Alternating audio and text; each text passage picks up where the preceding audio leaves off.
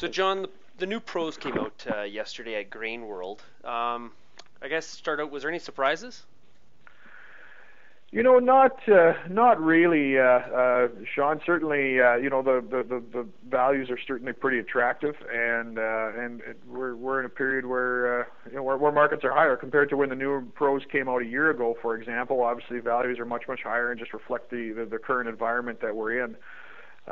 We did see a substantial increase, even for example, from the old crop pro in crops like durum and malt barley.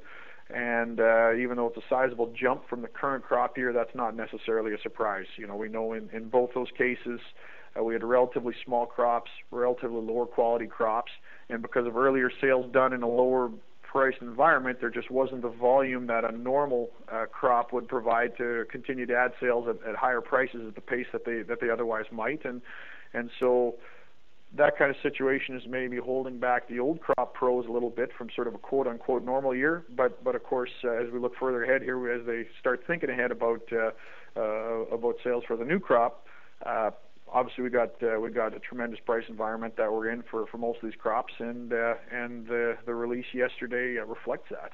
So I guess when you heard the numbers, let's say spring wheat on the spring wheat pro, what did you think? Was the number high enough? Well, I think high enough is kind of a difficult question in the sense that it's so early. Obviously, we're sort of looking at a forecast that it sort of takes into account an average value for a crop year that doesn't even begin for another 6 months. So I think that how would I describe it? Perhaps as being reasonable. It's certainly attractive value. It's a price that's really was just $1 a ton below the current old crop pro. So obviously the reflection and an expectation that prices will continue to be strong going forward. That's certainly the case, and no doubt there's risks to the downside that might cause that number to come down. There's also certainly dynamics factors out there that could cause that number to be higher. And so I think one thing when looking at the pros is just it's sort of a best guess at what a roughly 12-month window might look like that doesn't even begin for 6 months from now. That's pretty tough to look at a number and say it's way too high, it's way too low. I think it's reasonable given what we know today. Is it competitive enough against some of the other crops to win back some acres? Well, I think so. I think a couple things. There's always a lot of different factors that work into the equation in terms of acres. So, for example, something like spring wheat. I mean, it's roughly in line with, very close to where the old crop pro came in. We look at where the FPC value was, and certainly spring wheat will be pretty attractive. I think one of the things as well that always comes into the equation is for example the ability to lock in a new crop price at a reasonable level. And so all of those things factor in as well, and certainly with the with spring wheat and the board programs, there is the ability to do that, and that's also a factor. Maybe some comfort in being able to lock in some of these values, knowing that that the future is uncertain. So on new, I guess when we look at durum, it's definitely got a little bit more of a positive feel than it did 6 months ago. What's your thought on some of the durum pros? Yeah, no, certainly. The durum is one. They came out with a pretty attractive number, and I think when you think of it relative to spring wheat, so for example, for old crop, durum is at a fairly sizable discount to spring wheat, and in the new crop pros, it's at a substantial premium.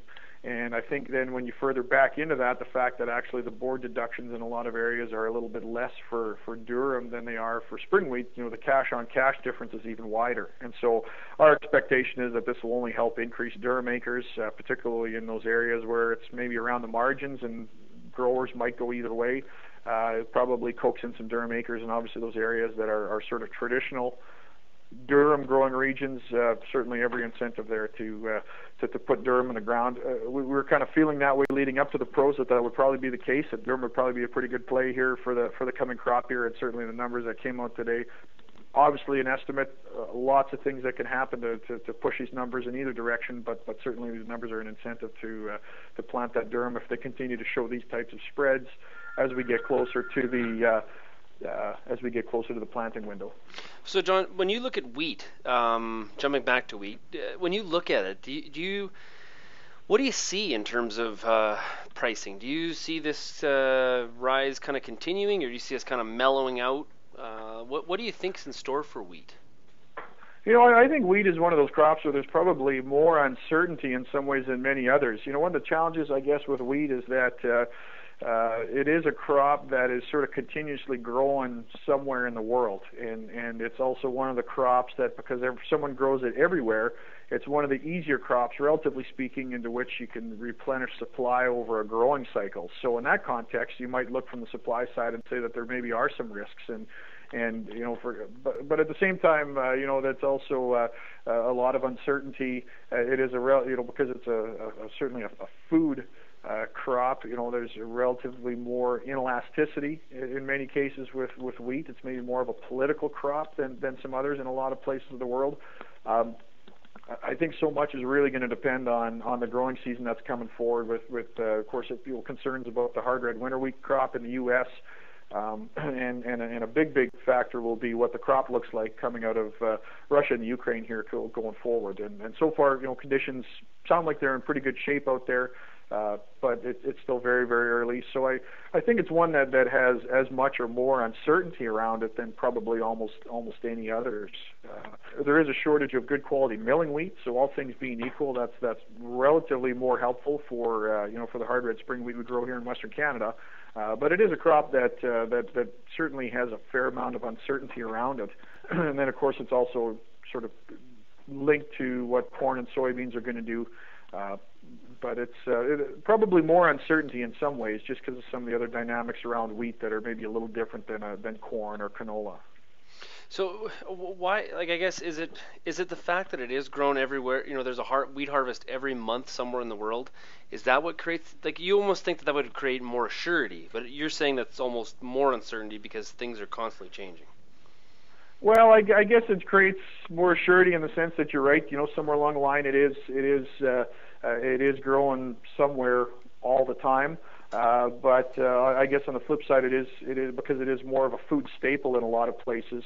That does maybe it's a relatively more inelastic crop, I guess, in the sense that as soon as you do start getting some supply shortages, because maybe there's a crop disappointment or a drought somewhere or some other factor that causes a shortage of readily available stocks, it's one that maybe is more quick to react to the upside as well. So it just has got some dynamics around it that maybe are a little different. And I think even in this latest run up with wheat, for example, I mean, it's not that wheat supplies worldwide in and of themselves are especially tight, but it's where are those stocks located, what are the quality of those stocks, what are the availability of those stocks.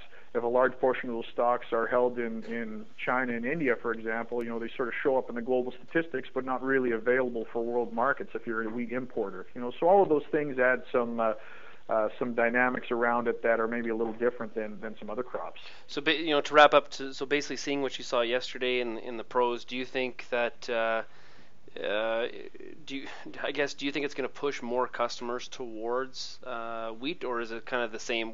Everything's kind of shaking out the same as it was before. Yeah, I don't think that there is anything in the pros here that would dramatically change a whole lot of planting decisions. So, for example, the 2-row Wall Barley Pro came in roughly in line with where cash plus contracts are available right now. The Spring Wheat Pro is in line with where old crop prices are through the pool. Maybe something like Durham maybe came in a little higher than some were expecting, but that's maybe not necessarily unjustified. But again, obviously, given where we are in the overall cycle, given the uncertainty going forward, maybe not unjustified, but who knows? But this is probably, if anything, maybe around the margins, it would help push a few more acres into Durham. But I don't think there's anything here that would be striking and surprising in the sense that there's going to be a dramatic swing away from what might have been in the back of producers' minds anyway, going into the planting season. And again, there's still a little time for guys to change their minds if something materially changes. But the way it looks today, I don't think that this was necessarily a real game changer in the sense of what producers' intentions will be for these crops. Okay, John. Well, thanks a lot, and we'll talk to you again soon. My pleasure.